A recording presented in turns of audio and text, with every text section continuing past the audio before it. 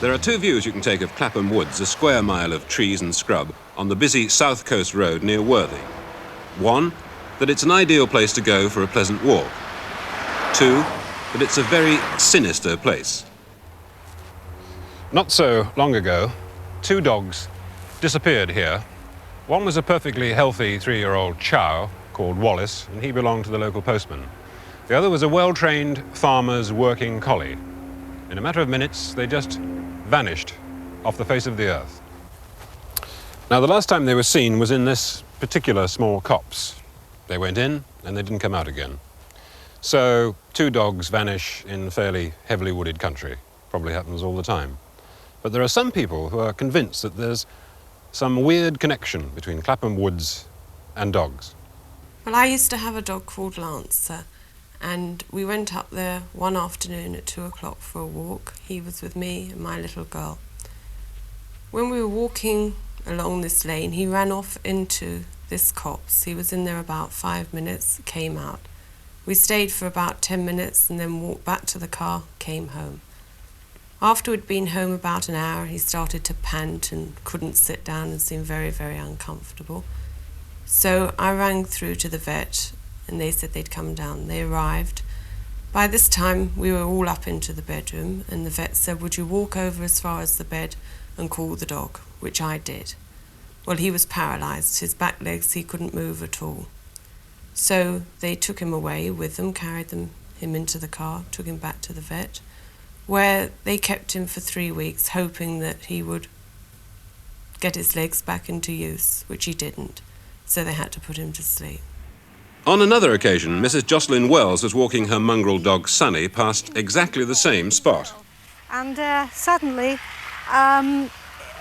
he hadn't found a scent, you know, in a way the dog finds a scent. He started doing figure eights everywhere, and he was getting tangled up, you see. So I said, Sunny, you know, come to heel. And he just wouldn't.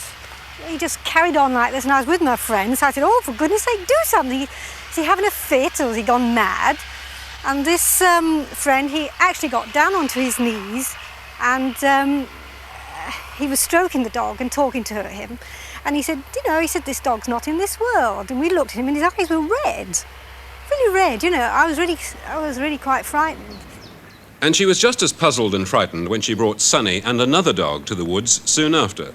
When I got halfway down here, we were sort of pushed, you know, by a noise, if you can understand what I mean. And we stopped. The dogs, we all just looked back. What was it? It was a sort of, a whoosh sort of a noise.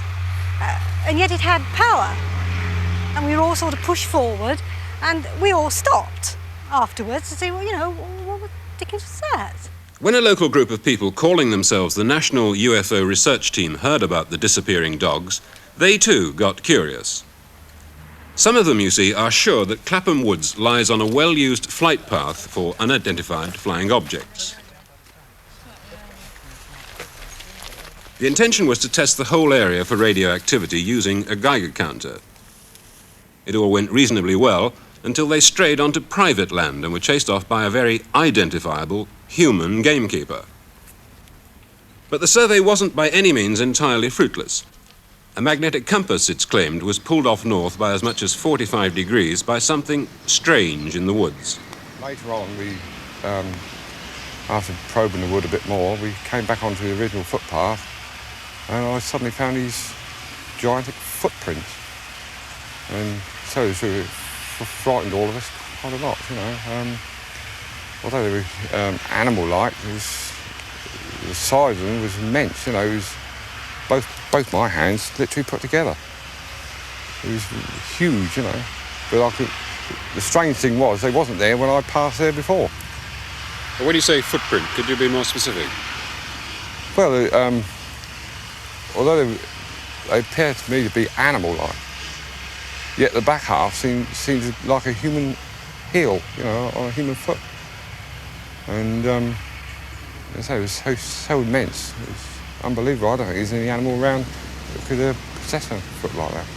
We were standing there discussing the footprints, and I suddenly looked along the path, and you know, where these footprints were, and there was a huge misty shape.